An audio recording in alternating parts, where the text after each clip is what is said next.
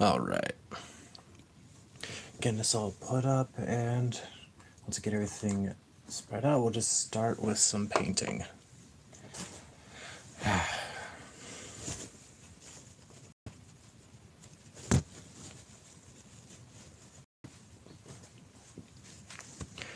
Man, it's been a day, and I am ready to just try and relax for a few minutes.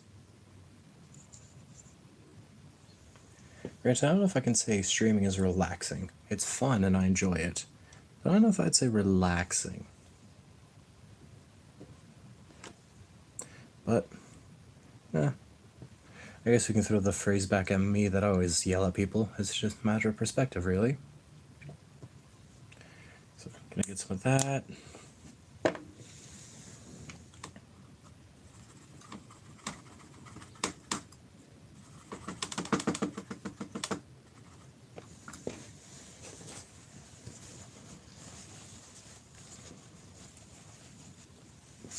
Just gonna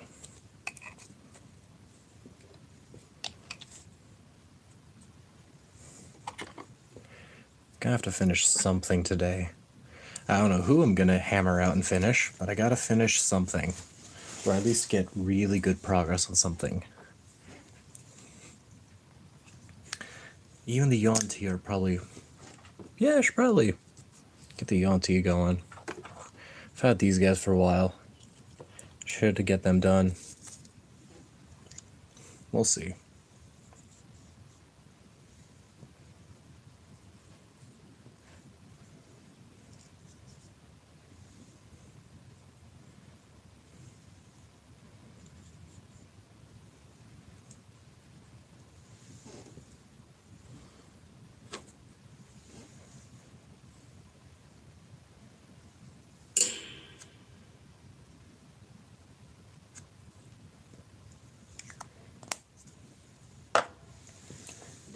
Okay.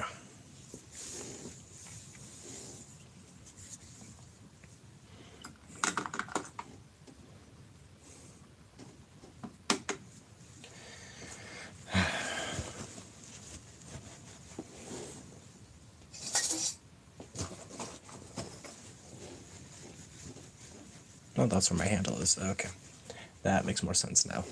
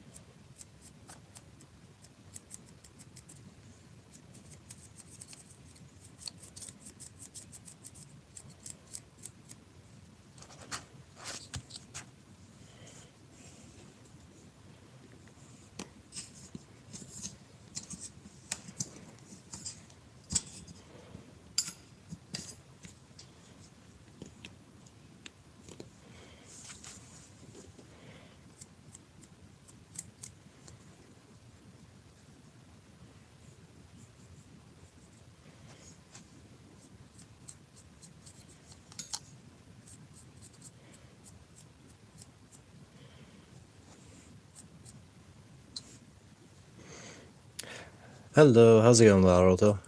How you doing?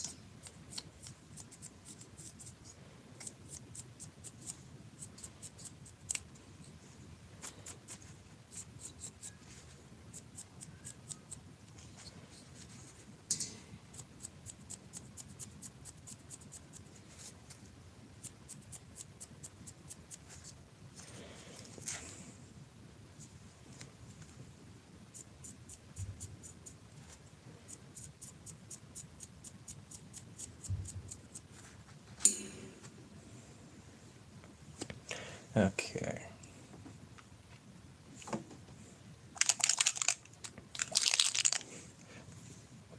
Guess we got that part done. Let's try getting the next guy ready. Okay.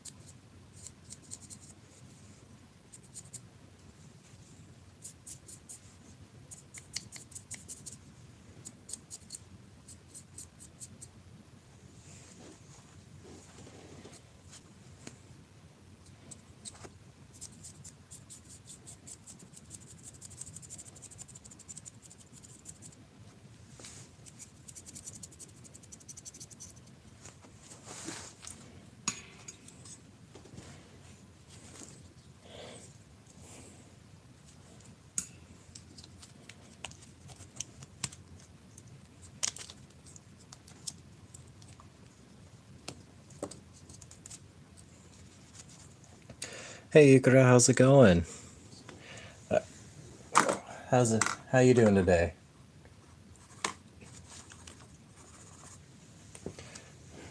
So I gotta get a clean brush so I can get started on getting the black thrown on these guys.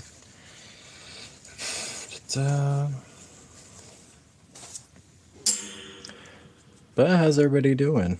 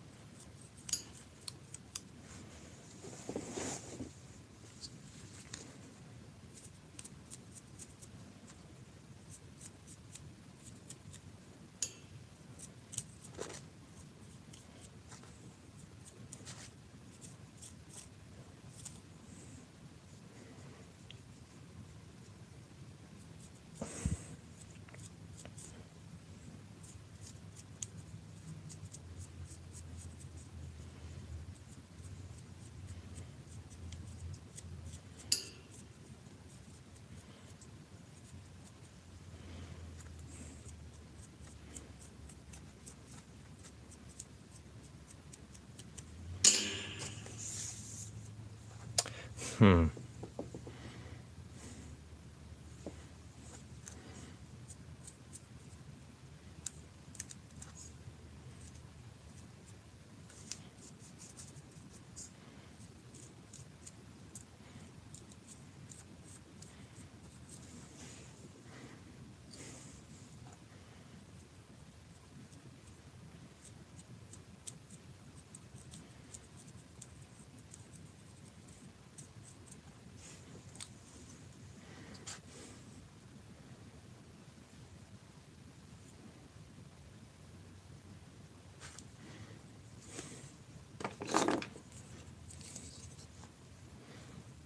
Hmm.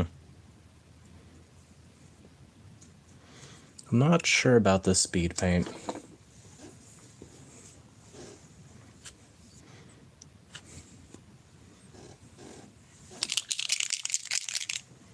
I'm gonna give a different shot, see something else.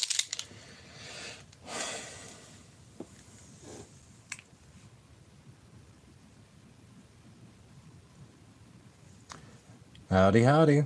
How you doing, Roosh?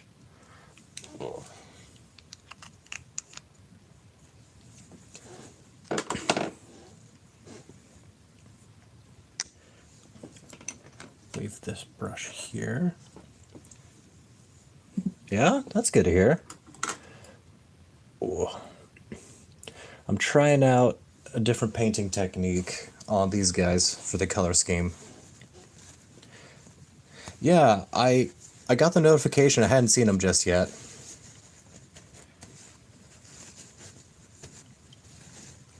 Let me see, because they were... I should be able just to check those out. But yeah, no, I like it. I think it looks good so far. I also don't know what happened to stream. I mean, fair. Still looked interesting, though. I like how it was coming together from what I could see. Gonna set this guy to the side. Then get this one loaded in.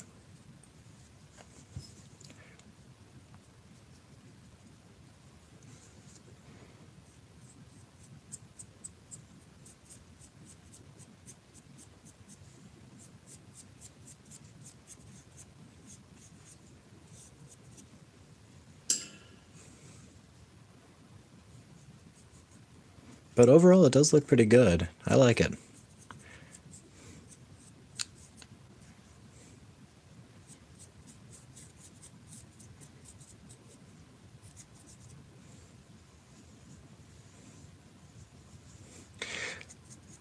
So I did a dry brushing of Fenrisian Gray, and then I'm using some black speed paint. Because on these guys, I used a black speed paint. I did Grim Black, and then these guys this guy I tried with a Cultist Cloak to see how well it works.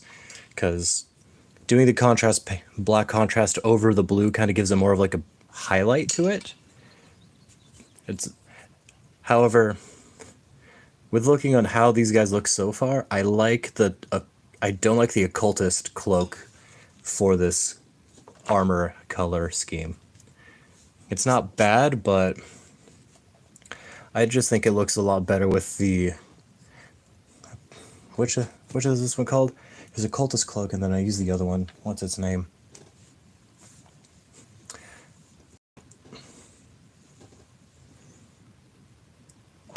You'd think with how I have everything on one table, it would be a lot more organized, and yet I somehow lost it.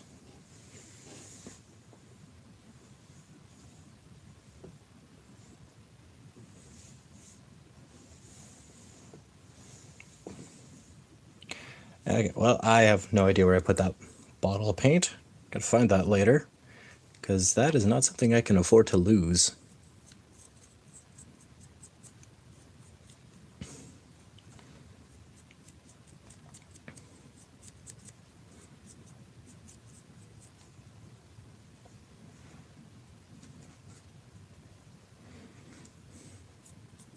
That makes sense. This is just a tip I saw from a different YouTuber where they said you just do Fenrisian Gray as the undertone and then some occultist. It's not occultist cloak, and I don't know what color they actually used, but I used like Grim Black, I believe it is, for the speed paint. Just because I just don't want a repeat of my first attempt at black armor, which was just me watering down Abaddon Black. But watering down Abaddon Black just made it all solid black, and it just didn't work as well as I hoped.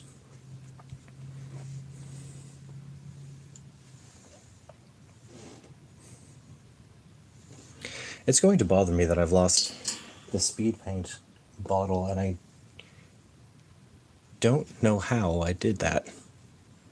Oh, there it is. It's over back here.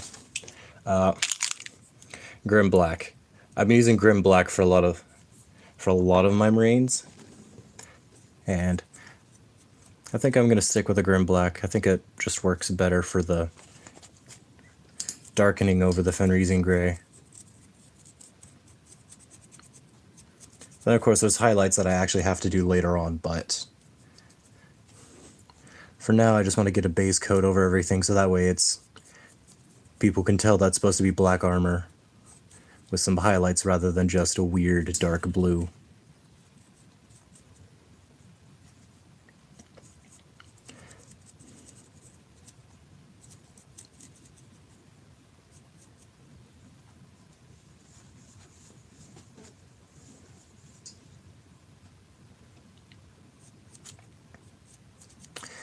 I don't know colors well enough to know, so I will take your word on that because that would make more sense.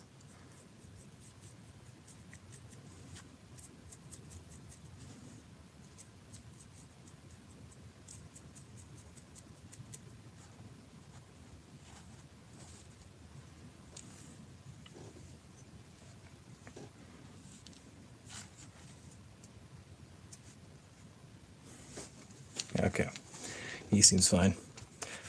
Because the Occultist Cloak, as it's drying off, it's blending more into the blue way more than I need it to. And so it's definitely blue rather than black armor. So that's it's not what I was hoping for, but I had to experiment sometime, so I will experiment as best as I can.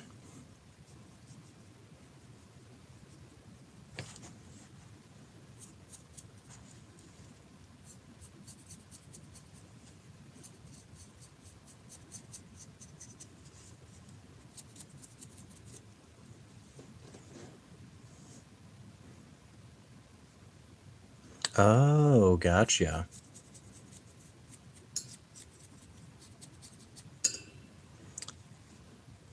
That makes a lot of sense now.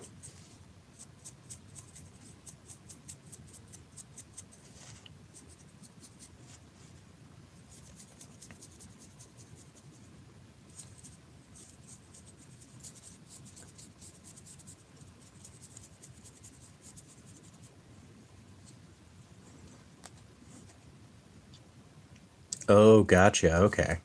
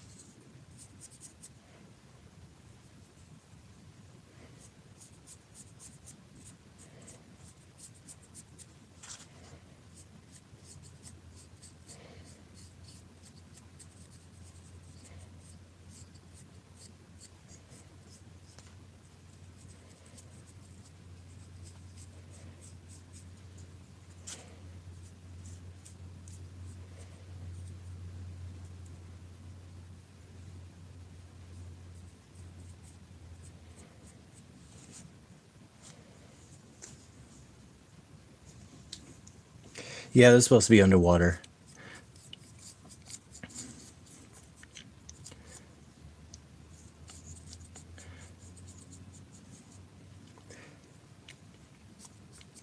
The idea is they're supposed to be underwater, which kind of it's messing with my brain on how to get the highlights down right.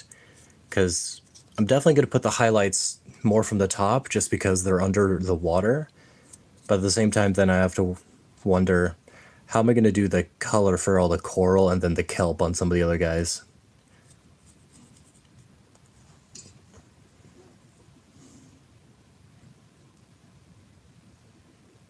Okay.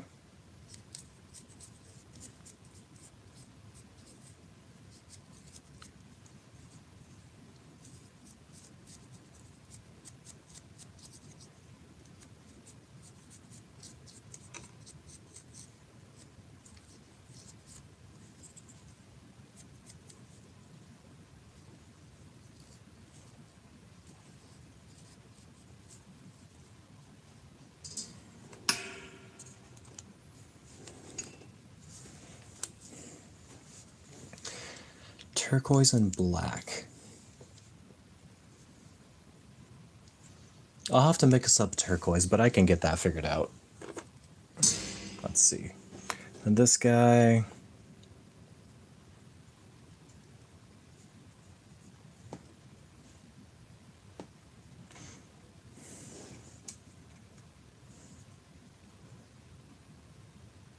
Oh, okay.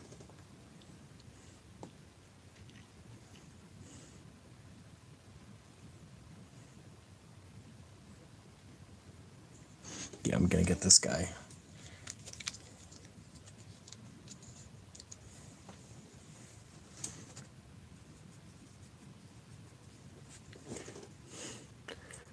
Cultist Cloak just isn't dark enough for what I need.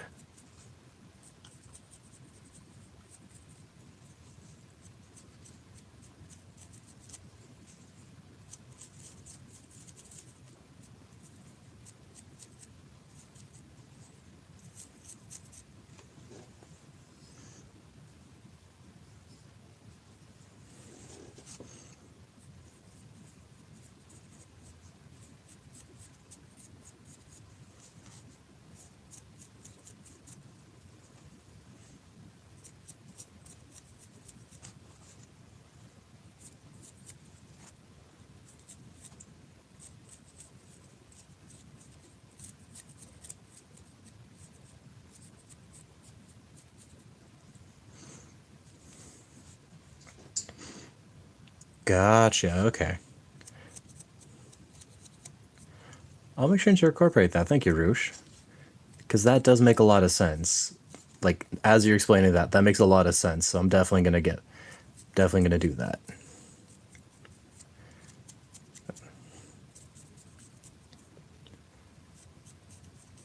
Ta-da.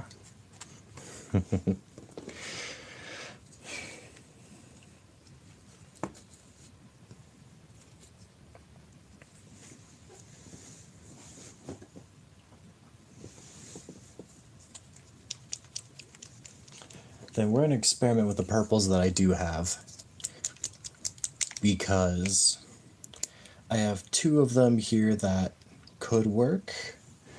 I want to see which one I like better for offsetting the purples. So I'm gonna try a little bit of the amethyst purple that I got from my purple box. I want to try it out because normally I just have base Phoenician purple, and that's what I've been using for my minis. That under light it looks good, but when there's a bit more shade, it's kind of harder to see the contrast in the purple and the black. So I want to try a new purple, because I'm really curious to see how that differentiates. But I'm also hoping just to see if there's any good difference between these colors. Because now I've got a bunch of purples that I can definitely highlight and shade with. So I want to see if maybe I should stick to a different purple color on the armor, so that way I can have a bit more versatile coloration with the highlights and the shading. Just gonna thin that out.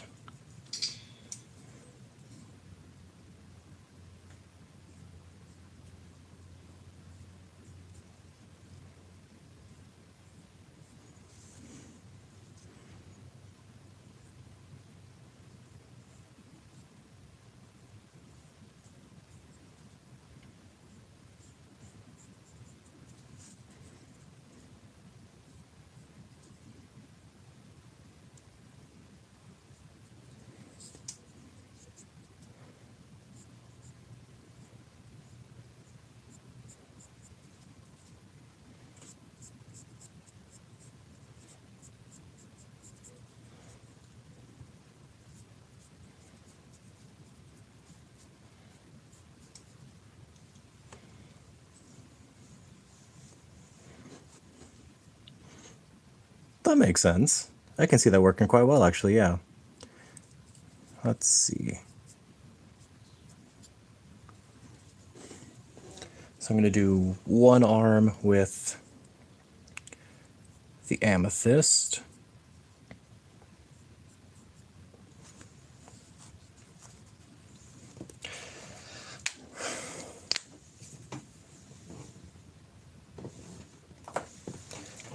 And then I'm going to do another arm with purple hex to see which one I like better.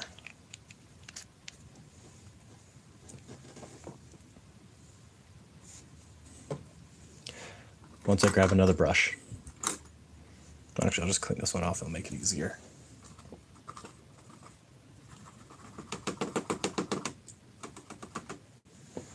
Da.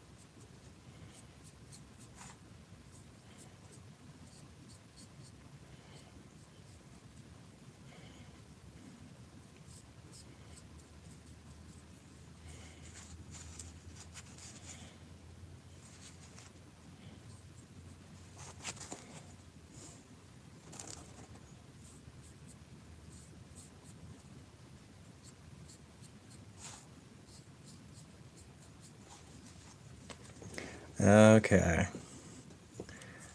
Now I gotta look at these differently. Alright, so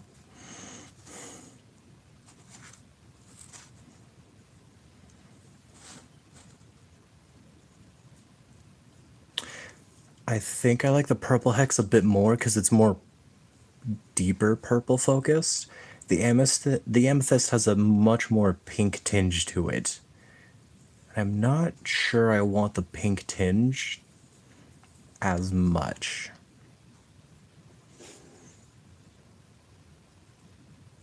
I'm just gonna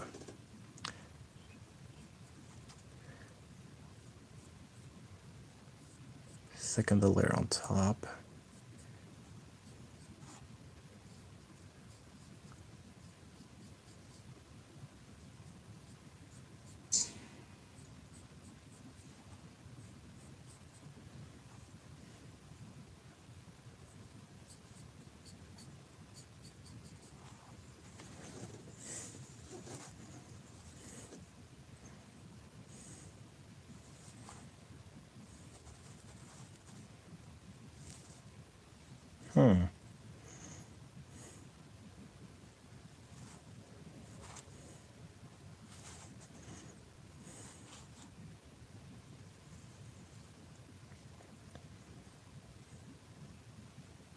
Interesting.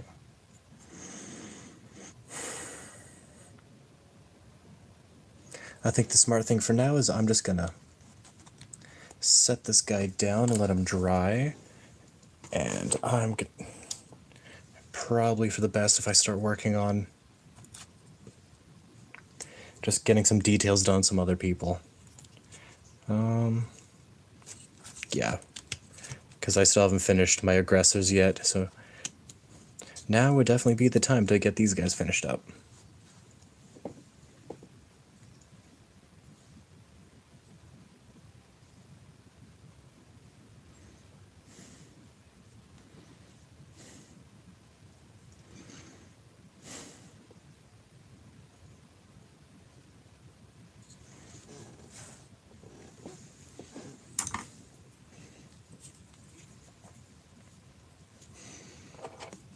I think I'm gonna mix some silver with some Fenrisian gray.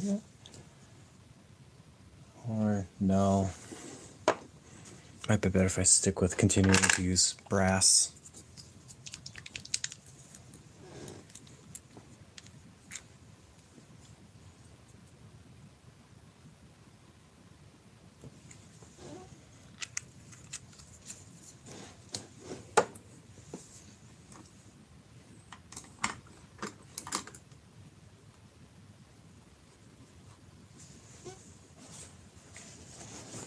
Alright, take care, Roosh. Thank you for stopping by, and thank you for the tips. I'll definitely see what I can do about getting that turquoise highlight for the top.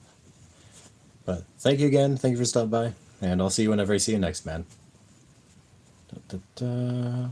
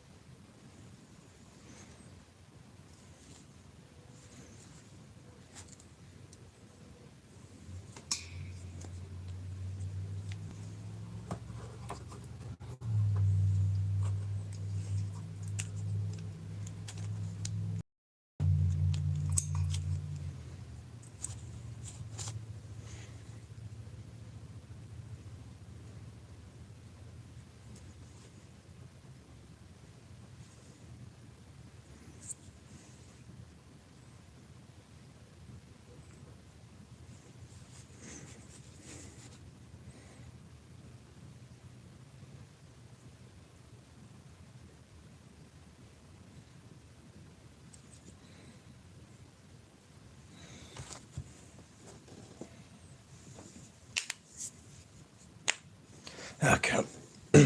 Part of me just gonna take a quick drink of water because I feel a little tired.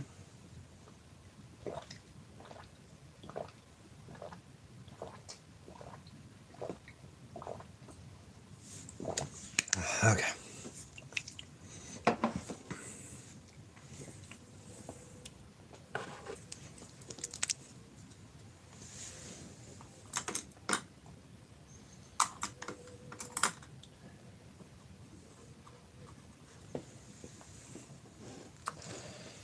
Okay.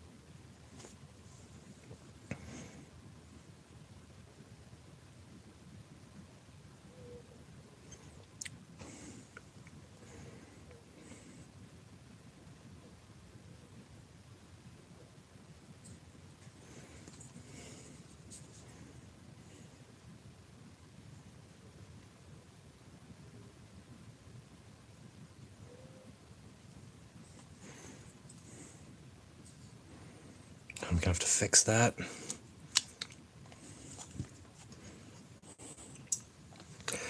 I think I'm gonna go back to Wraithbone for the eye color too, because Gracier is not doing it for me.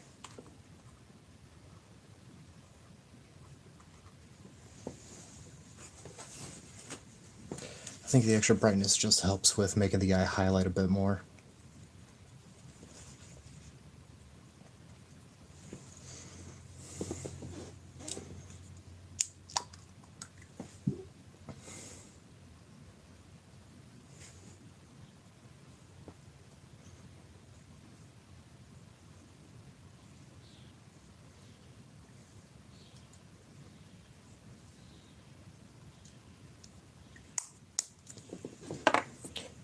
Okay.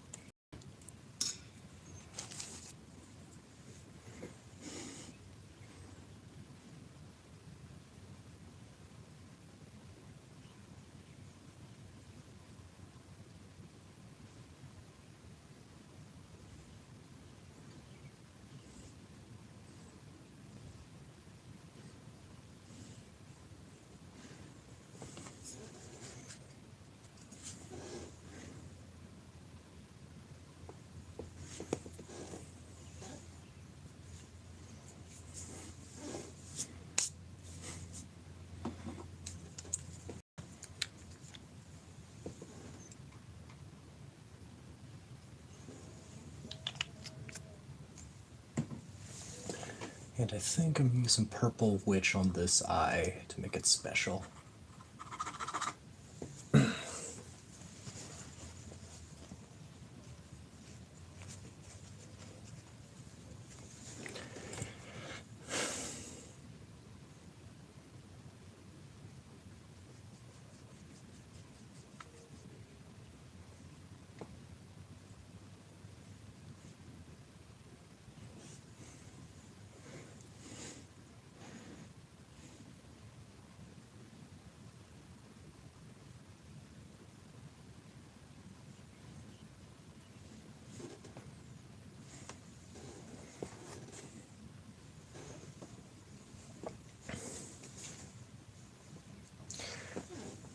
Okay, for the most part, the eyes are done.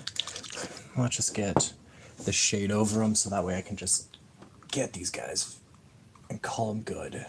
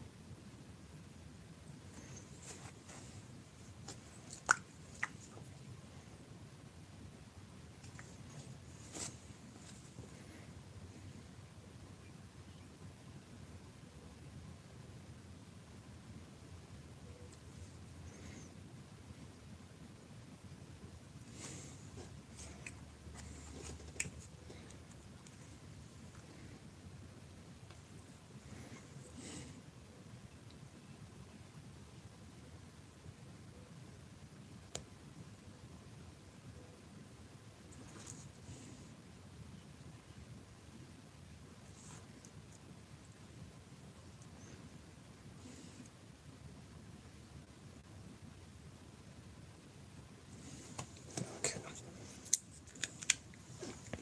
Yeah, Grace here is not the eye color to get these guys. So, Wraithbone it is.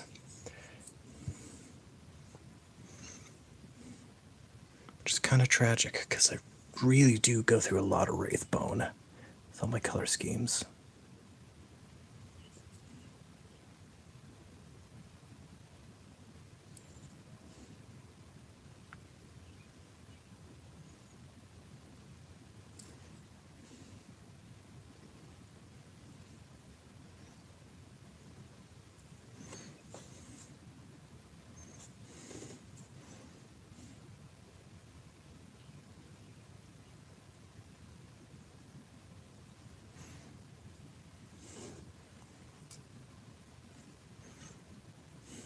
Okay.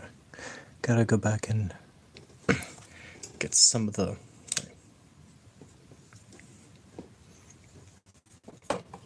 Really? What kind of designs did they got? Also, hello, Crab.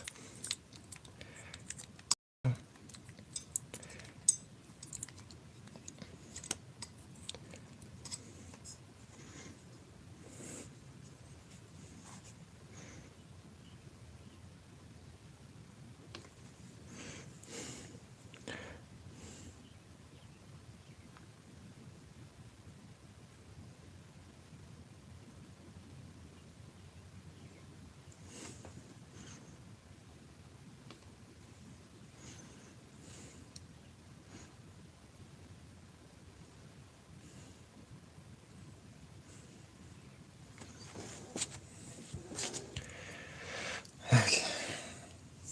They have a droid with the 2 shields on either arm with the General Grievous skin. What? Okay. Not what I expected. I definitely am gonna have to look into that, though, because that does sound baller, yeah.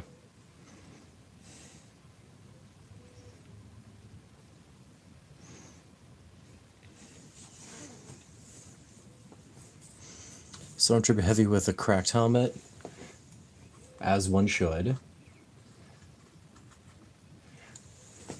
Show that my boy's actually been fighting.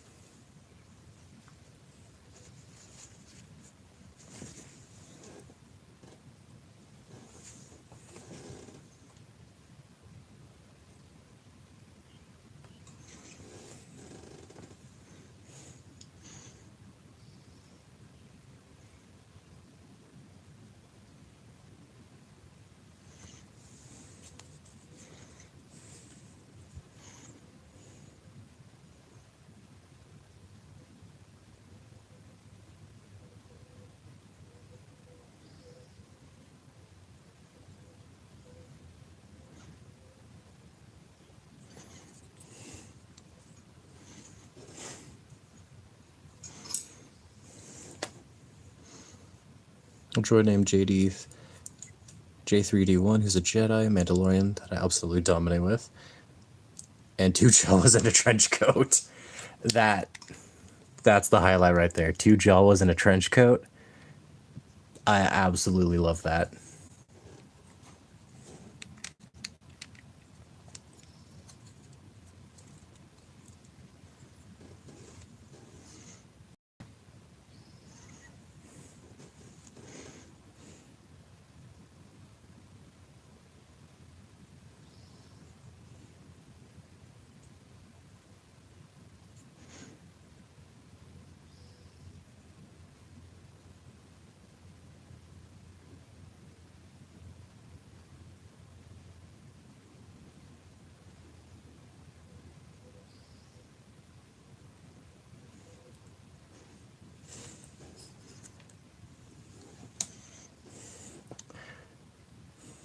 Not a meme, just straight up. They legit just have 2 Jawas in a trench coat.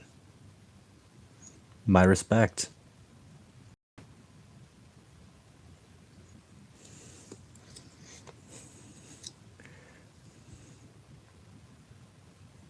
Are the Jawas any good? That's now my question.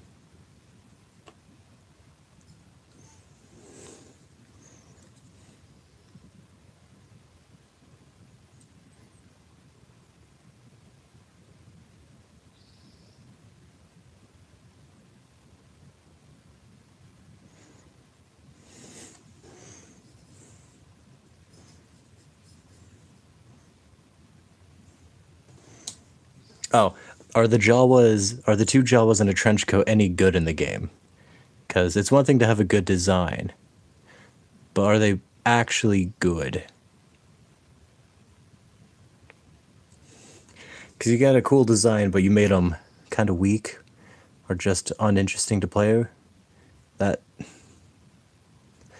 just disappointing. Ah, crap, I got black on the eye. Man. I was really proud of how that eye came out, too. Haven't played them yet? No, fair enough.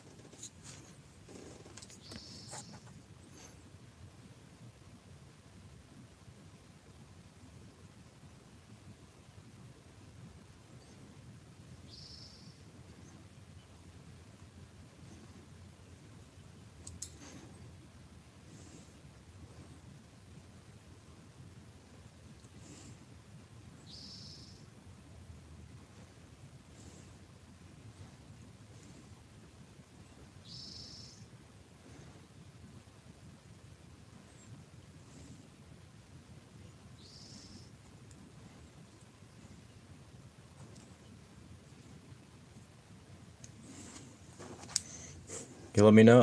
Thank you, Crab. I appreciate it.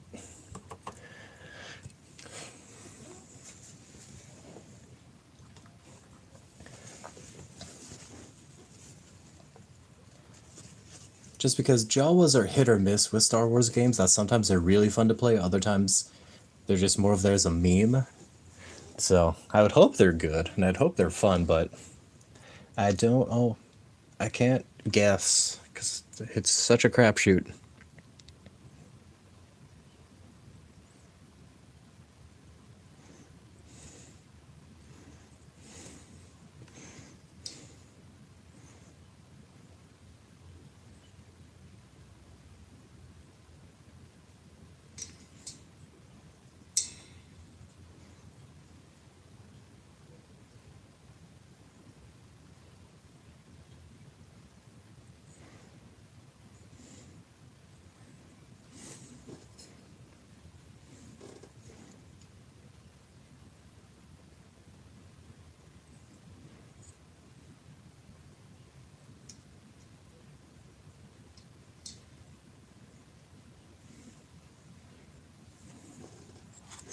Yeah. Besides that, the Crab, how have you been today? I haven't been able to read your full review on the Thunderbolts Marvels just yet, but how have you been overall, though? Let's see.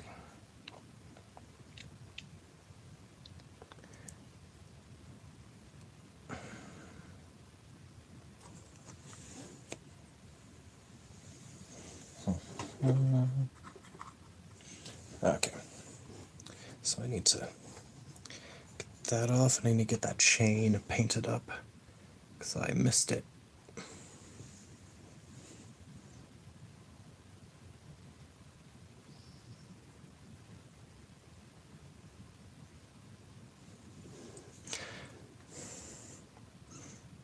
Okay, fair enough.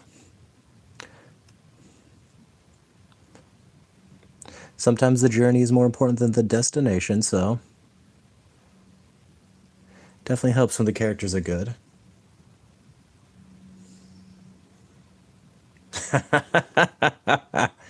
That somehow checks out.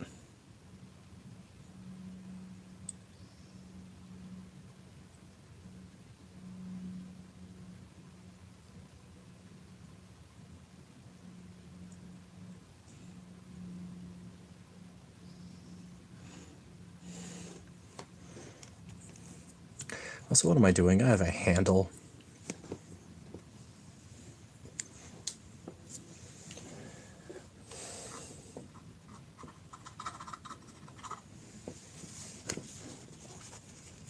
So Taskmaster was the main antagonist for the movie then?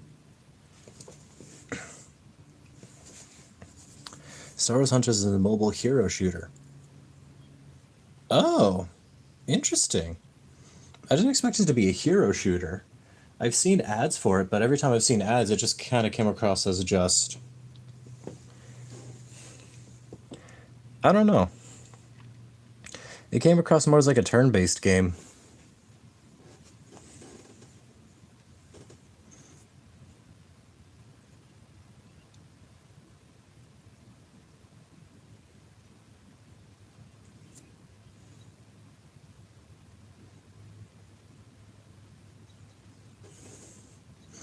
A minor character in it that died early on. Oh. Oh, man. Oh, Galaxy of Heroes. Okay. But he just dies early on, and gosh dang. Yeah. That would be tragic.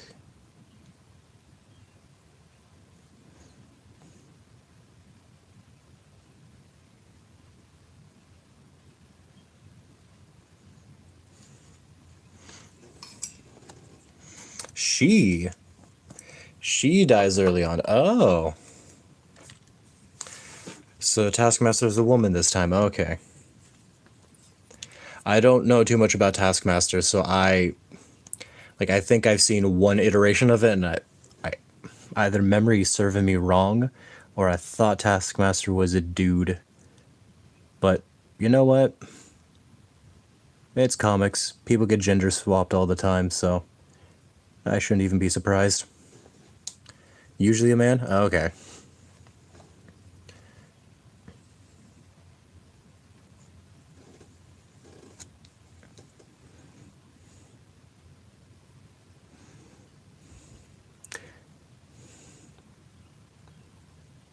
Because now my follow-up question is, did they give the penguin reason for why they gender swapped her, or did they give a reason at all? Or did they just decide, nah, this is woman now, we're just gonna throw her in like this and just hope for the best?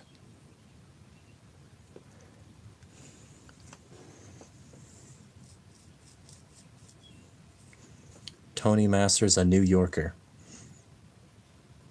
I feel like nowadays the best time to vilify a New Yorker is now, just because that'd be funnier. Yeah, just a thick New York accent. I think that would... Women draw crowds. I mean, yeah. They definitely can. That would make sense.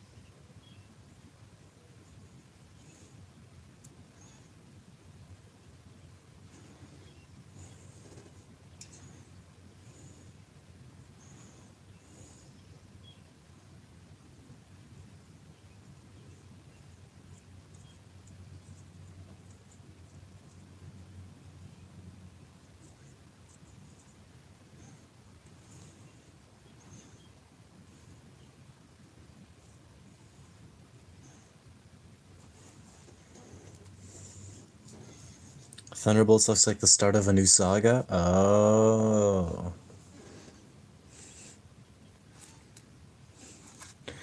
I mean, you do have to start up a new series every once in a while to keep it relevance. And the MCU refuses to pause, slow down, or die, so I guess that's not surprising.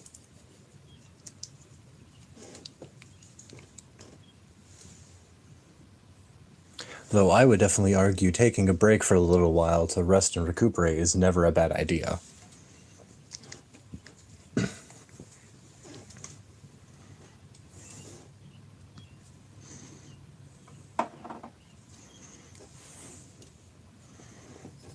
Okay. I'm gonna grab a little bit of paint. Get this base coat for the purity seal here.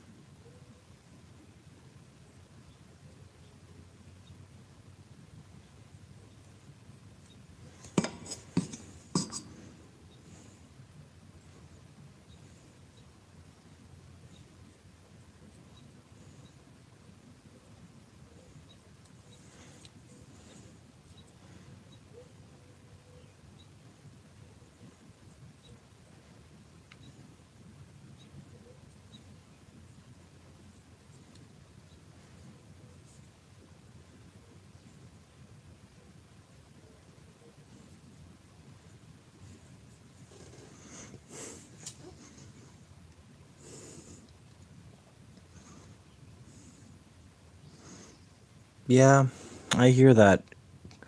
I hear that criticism thrown around quite a bit.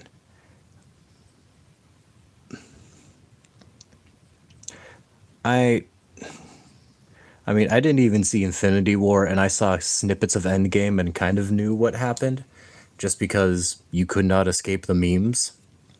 But I never actually watched everything that happened. So I'm not entirely surprised. But yeah, if you grow too much, there's definitely the issue of crossovers, because a lot of people that I know who continue to keep up and enjoy it more than I do, they tell me all the time that they just forget a show comes out and then they get confused when a new movie happens and has crossover with it. So, be surprised.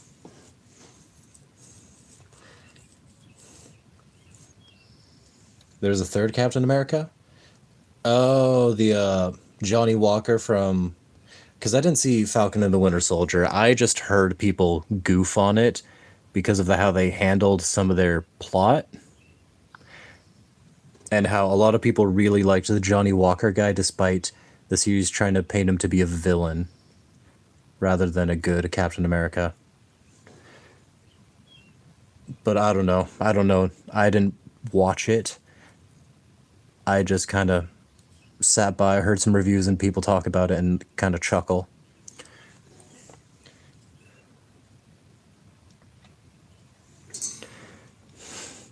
I also remember because there was a buzz on Twitter about people saying who Captain America was, because I think they had Falcon take over being Captain America, which is fine. However, I kind of wish he was just stayed the Falcon. He came back at Thunderbolts? Ah, okay. But my whole thing was, because I understand they wanted a new Captain America, I kind of wish that Falcon kind of stayed himself, though. Not because necessarily I don't need, like, that I'm against him being anything else.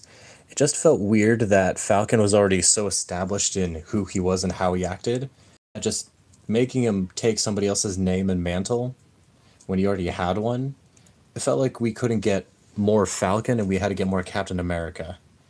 So, I wasn't a big fan of that choice. But I'm not the one in charge of things. So, I don't know. I've heard mixed reviews. The last MCU movie I even watched was the Multiverse of Madness because I like Benedict Cumberbatch as an actor. He gets stiffed because a lot of his series have really bad script writing for him, but he is a very entertaining actor, and so I enjoy watching his stuff even if I know it's not going to be the best. To be fair, he was Cap's friend, and Cap was a symbol for the Avengers. Yes, that is true. But my thing is, sometimes it's better to retire a symbol and bring somebody else in. A symbol can be good, but without a unifying cause, sometimes retiring a symbol and letting somebody else take that place is better than carrying on a mantle. And I say that mostly just because at the end of Endgame, for a while, the main issue was just, oh, there aren't really many villains. We killed Thanos, and we saved the universe and half and all life in it. The issue later just then became, okay, why does Captain America need to exist? And why not let somebody else take over as the face of it? Again, I know people inherit the title Captain America from the comics. I have a friend who told me all about it. Each villain had to be bigger than the last. And that's kind of why I don't like continuous stories. Because if you have to ramp up every villain after that, it just gets boring. It's kind of why... It's why I like how certain Batman series for the cartoon series have it so that sometimes you fight a mass, like Batman fights a major villain and then that major villain's in prison. Now he has to deal with some of the smaller villains who are doing other things in the meantime. There's an ebb and flow to it that just makes it a bit more palatable to continue with. Because, yeah, when you stop a god, who's next? Yeah, it's difficult to keep that momentum up. So, I don't know. It's kind of why I think Spider-Man stories kind of stay the most relevant, because even after Spider-Man helps the Avengers and kills a god, he then has to go back to protecting the streets of New York. God, then AI, then a genocidal titan, then a younger genocidal titan. Yeah. I think that's kind of why Spider-Man is so timeless in a lot of his stories, is even after he does all the crazy stuff, he still goes back to looking out for the little guy in the streets of New York. He goes back home doing what he believes is right. And so you get Spider-Man adventures, even if the world is saved, the streets of New York are still going to be chaos and Spider-Man has to do something about it.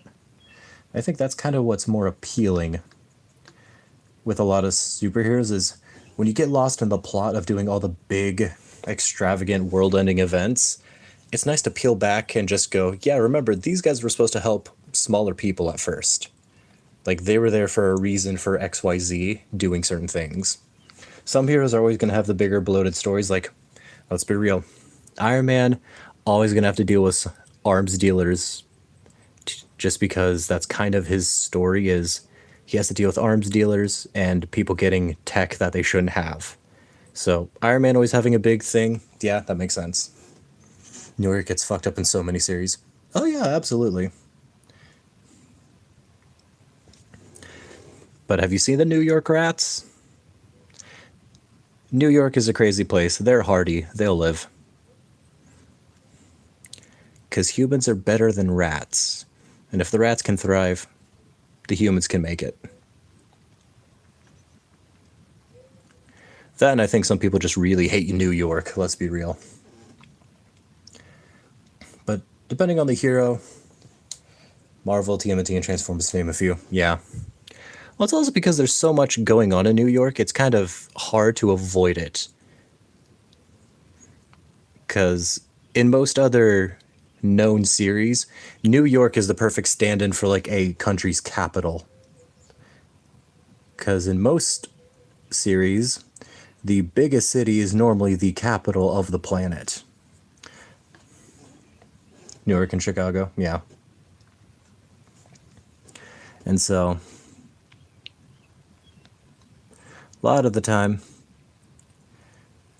with the city that big, it's just going to be the central hub for many things. Especially population centers, if one person decides, hey, this guy's going to be genocide.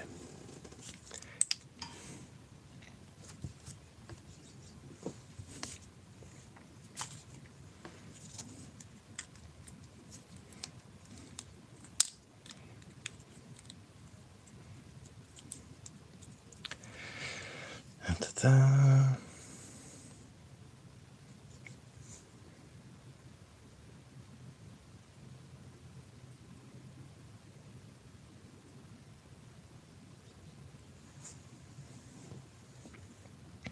But yeah, what I find interesting about Thunderbolts is that they have a Soviet on their team.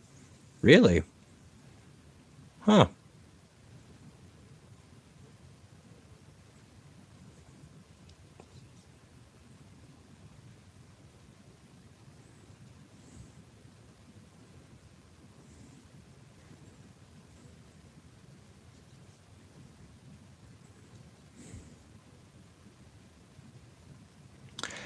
Not gonna lie, I would have never guessed a Soviet. Is he supposed to be like the Soviet equivalent to Captain America? Is that kind of what they're going with on that story?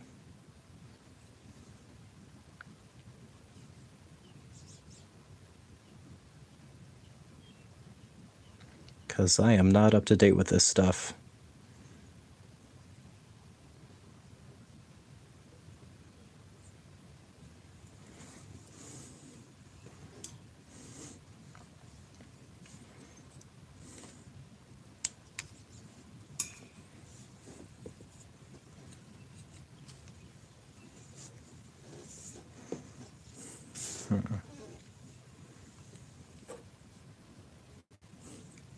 Okay, got the eyes.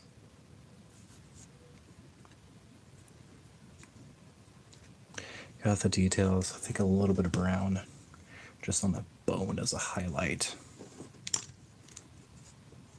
Red Guardian, apparently the Black Widow, and lead character in the Thunderbolts or something. Alright, did not see that coming. I did not see that coming.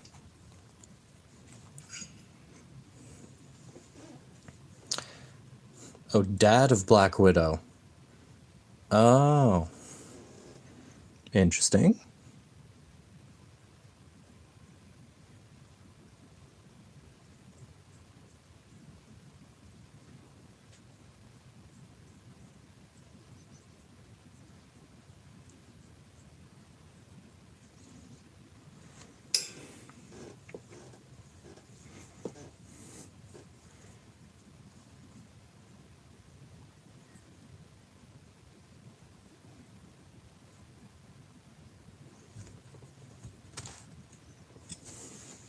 Russian super soldier made to rival Captain America, but then the Soviet Union falls and he gets a job driving a limo in America.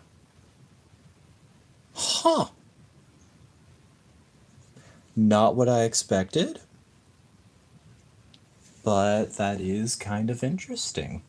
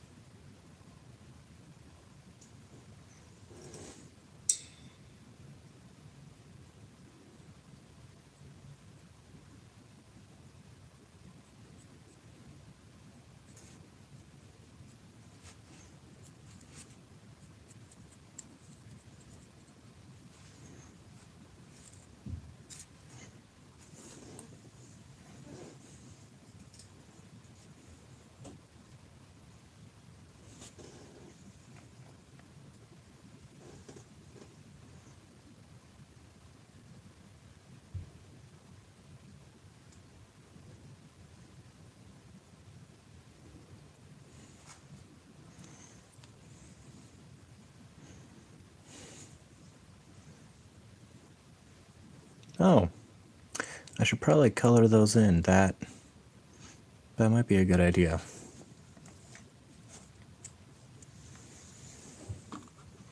So focused on getting the rest of my details done, I totally forgot about those.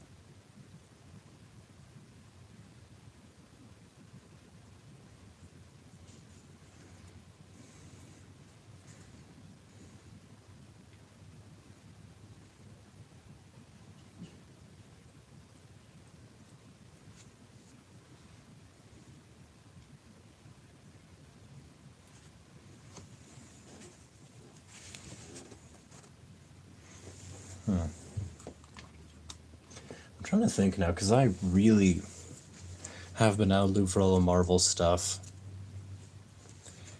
So, forgive me, I'm going to have to ask the weird question, but do the Thunderbolts tie into any other series besides Captain America? Like that Captain America series that started the Falcon? Because I feel like there has to be something there, right? I just haven't kept up, so I don't know off the top of my head about it. But what you've described is definitely interesting, but also kind of throwing me off just because I haven't... No, Winter Soldier is in it? Okay.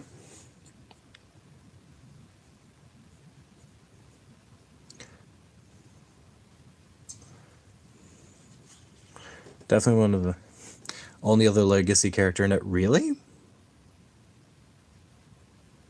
Interesting choice.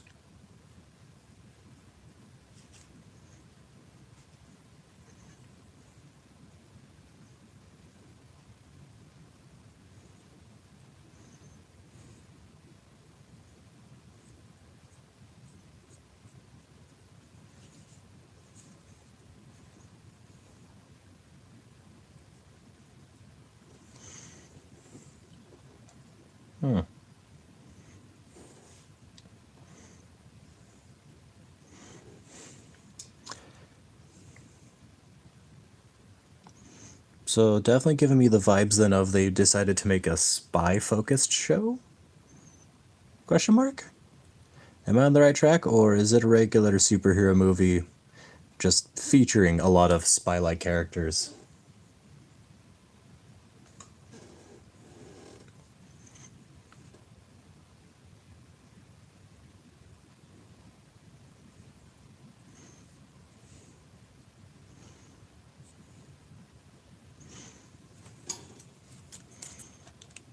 Okay. I'm down. A little bit more purple there. Yeah, purple more on the casings.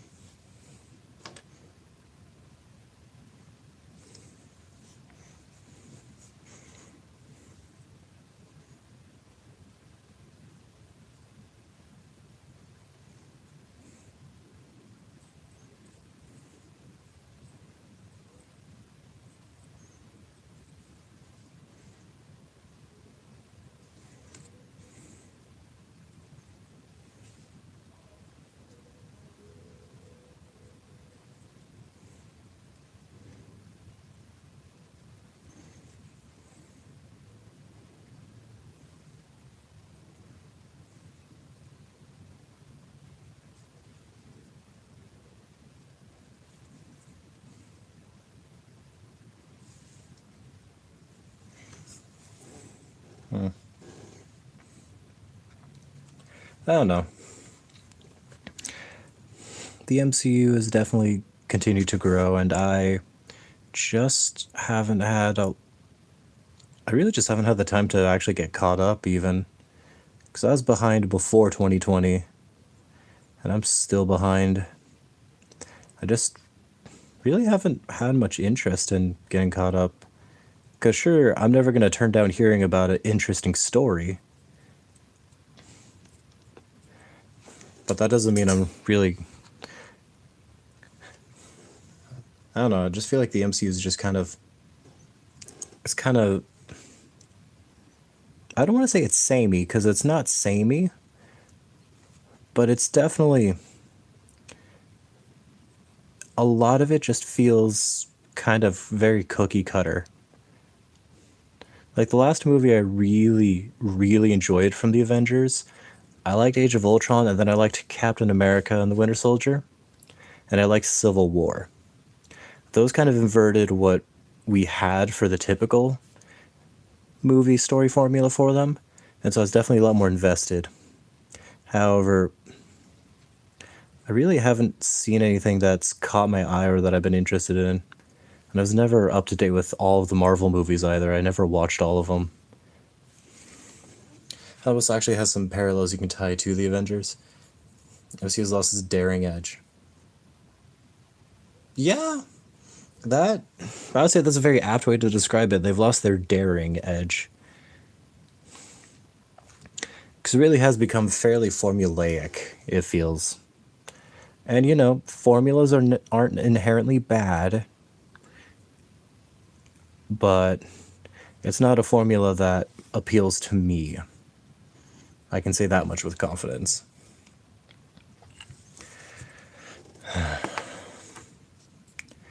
Yeah, I'm not liking either purples that I experiment with on his arms. So we're going back to Phoenician for these guys' arms. But I'm going to set these guys aside to dry a bit. Him over. Then I think we're going to get this guy loaded up so that way we can get his arm.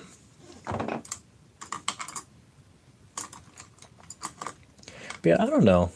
Because I do like watching superhero stuff from time to time, but I'm definitely part of the group that believes in superhero fatigue, just because, yeah, there was an occasional good superhero movie that I liked. MCU used to throw around ideas of how you can stop a god or is humanity a parasite. Now it's, how do we redeem or kill the villain? That can get old pretty quickly. Especially because redemption is not always something that we want from a villain. Especially in this day and age, it seems everybody wants to have a redeemable villain. Or, oh, the poor villain, they're not evil for the sake of evil. They're not fun evil to watch. It's just, they just had bad circumstances that led them to be evil.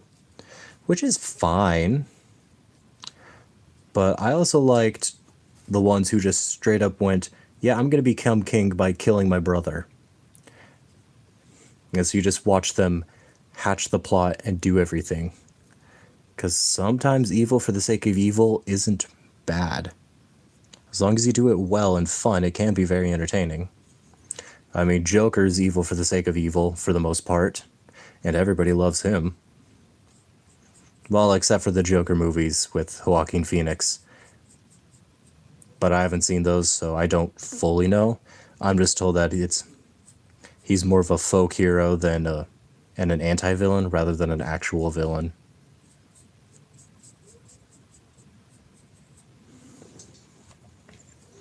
I miss them that they're evil for the love of the game. Yeah. Because when they're evil for the love of the game, you just had more fun with how they would interact with people. Just because they knew they were evil or they knew they were doing something that was definitely not sightly and that was not inherently good, but it was their own ambitions, their ideals, and what they wanted. And so it was just fun to watch.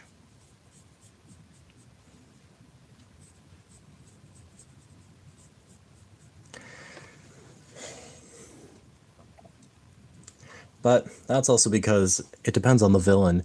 Because if you got a villain that's as good as like Dio from JoJo, Dio is a generational hater.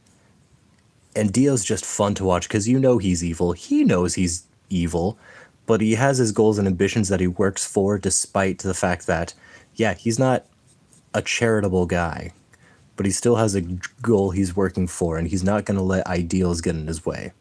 And it's fun to watch a villain like that from time to time.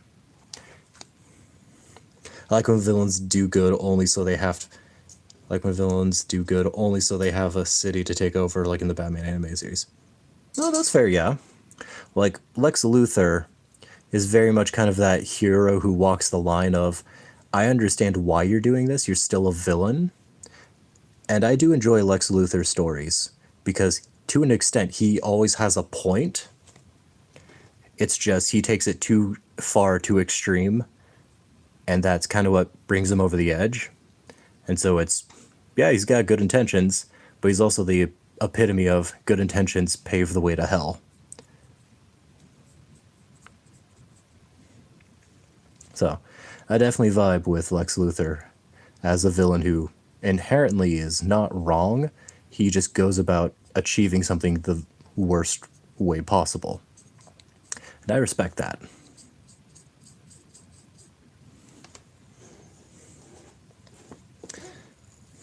Where they got invaded and Joker Freeze and the other rogues defend Gotham because they can't rule rubble. Yeah, no, absolutely. You can't take over a world and rule it if the world is dead. So I do like it when they include those stories too of the unwilling or unwitting team up. It's like, yeah, you wouldn't expect this, but it makes sense from their standpoint. They do good not because they're good, but because they realize it has to happen.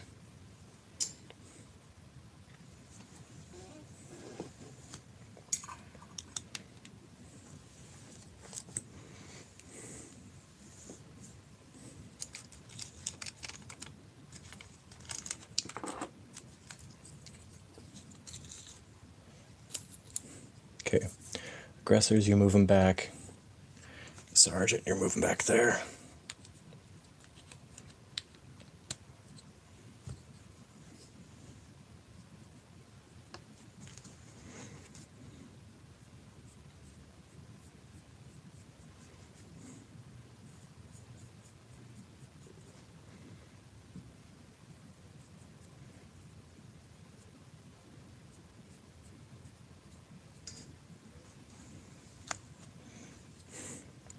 But yeah, no. Really, I think the thing we need now is just a lot of us are tired of having sympathy for the devil in a lot of the more modern series. Because can you have a sympathetic villain? Can you have a tragic villain? Absolutely. We're not saying it's bad. But sometimes if you write it wrong, it's bad. And if that's the only villain that comes out for a while, people are going to get fatigued with the same story. Because sometimes you just want to turn your brain off, have fun, and just go, yeah, good guys beat the bad guys. You can let the other people overanalyze certain story details. Like how most people really misunderstand Robin Hood. But that doesn't necessarily matter just because most people misunderstand Robin Hood and his intentions.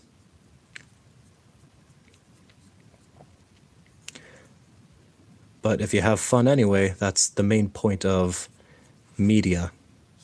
To have fun and be entertaining. Again, my favorite fictional villain is Ursula. You know, the reason why I have this mini that I'm painting up. And Ursula, she's just a hater for the love of the game in the original series. And that's kind of why I didn't like how they changed her character in the live action remake. Because they made her go from, oh, I am a conniving evil lawyer who has magic and claims to help people, but I definitely don't. And turns into, oh, I'm so sad. I'm the sister of Triton, and I got kicked out of the underwater palace because I just wasn't right. Woe is me. Like, it just wasn't fun to make her a sad wine ant rather than an evil witch who just knew she was evil.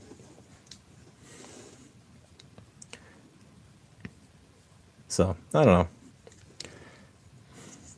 I would definitely say it's kind of fatigue of, we're tired of caring about the villain's feelings when we just want a villain who we can go, yeah, you're bad, we don't care, they're bad, and just enjoy watching him lose. Because sometimes you just want to have simple heroes, simple villains, and other times you want a more complicated story. You can't live off of vegetables for the rest of your life, because if all you're eating is broccoli, you're going to get tired of broccoli real fast. Gotta have some variety in life. Throw in some spices, throw in some meat, throw in some grain, just something, anything to change it. Because if you got the same thing over and over again, it's just not entertaining multiple times in a row.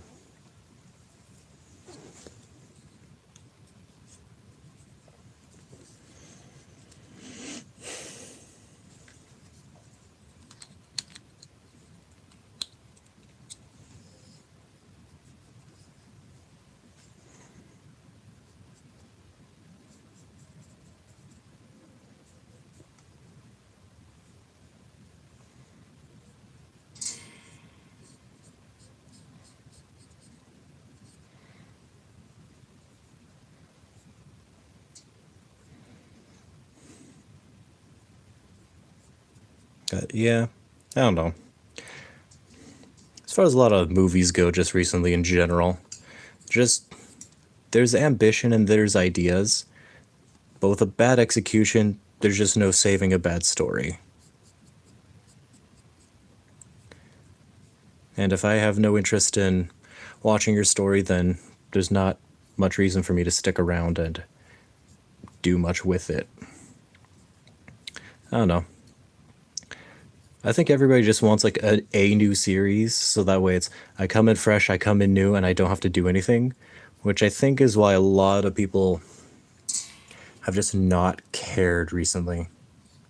Because if everything's interconnected, then I have to watch everything, and I don't have time to watch everything. Sometimes it's new just to go in, watch something, and just absorb new information and go, okay, interesting, interesting, and just call it good there.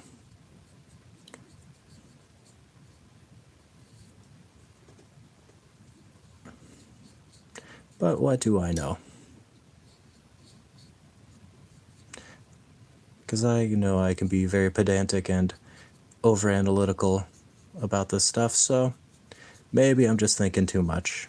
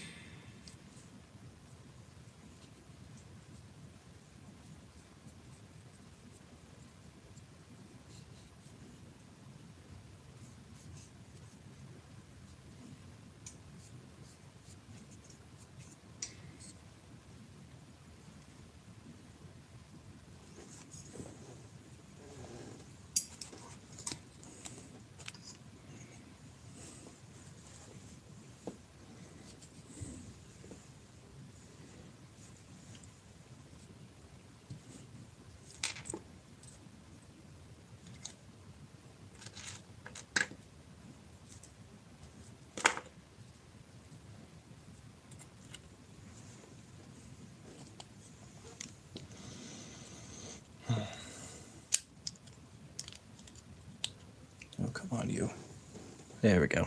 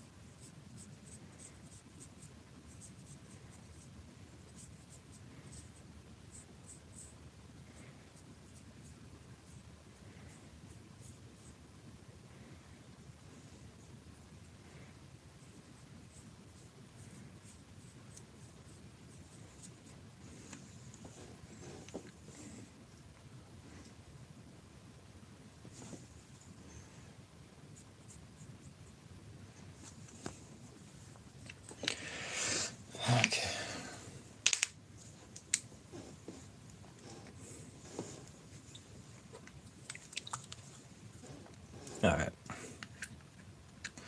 We got some good stuff going. Got some stuff started. I think I'm gonna just throw some varnish onto my aggressors. And then we will call a temporary thing just to let these guys dry off a bit before I get started on all the landscaping for them. Oh.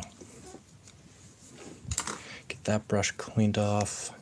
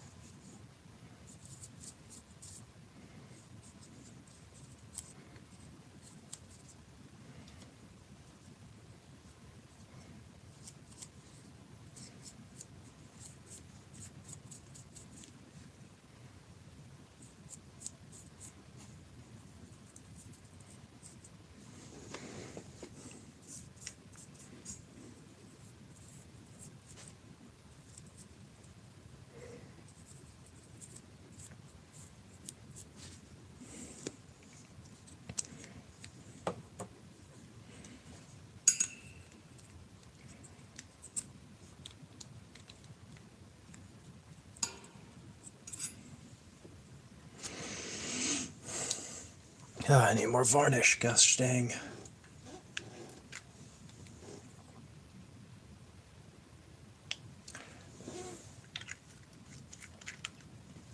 Something I'm noticing though about the varnish is it's bringing back out the blue that I was a little nervous about. Because how I went about getting this army is I did a blue undercoat and then I did a thin layer of black speed paint over it. So it looks fairly black like this, but the way this seems to be working, it seems to be making it shine enough that I can actually see the blue underneath it a lot more.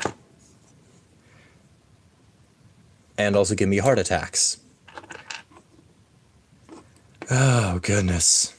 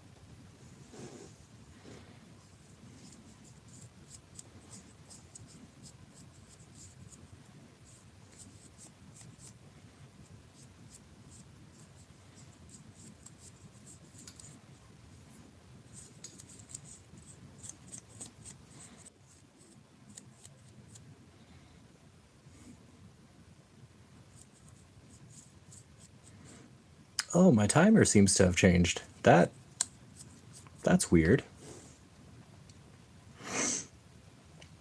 Did my stream get cut in half? Well, that's some technical stuff I'm gonna have to deal with later.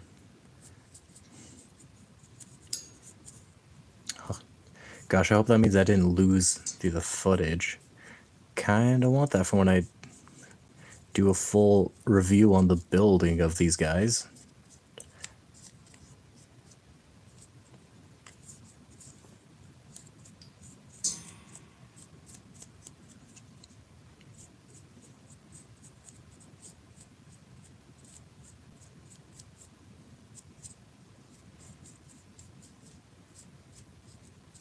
But we shall see.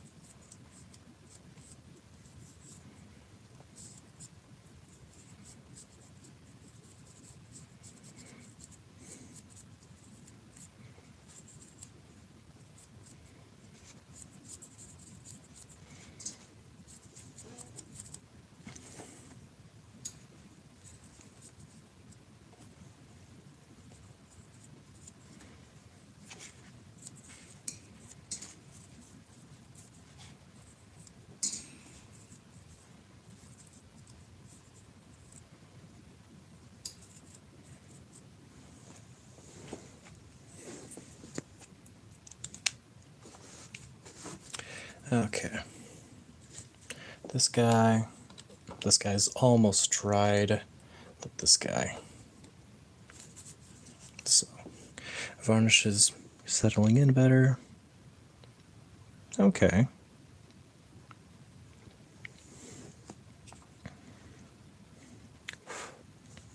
Okay.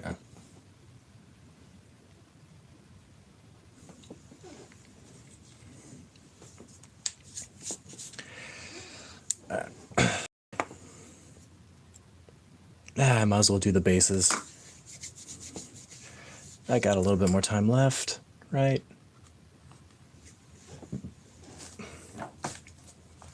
After that, just gotta throw on some decals and I can call the aggressors done once they finish drying.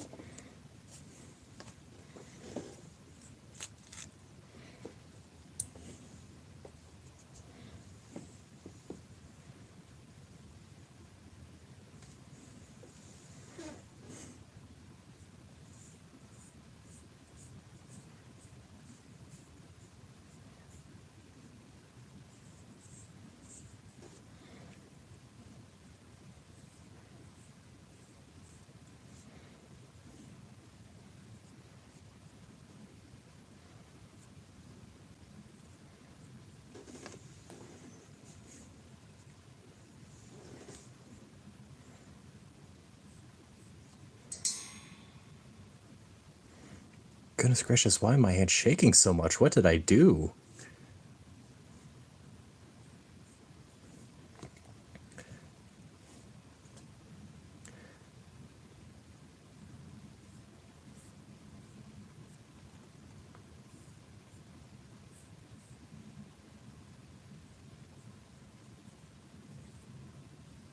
Alright. Well, it's going to take multiple coats to get the bases done, but that can wait once those guys are dried and I start doing the decals. So I'm just going to call it all good there. Thank you everybody for showing up, for swinging by, and for talking. Just going to call it a night there. But till then, thank you for your time. Hope you all do well, and I'll see you guys whenever I see you next. Take care until then.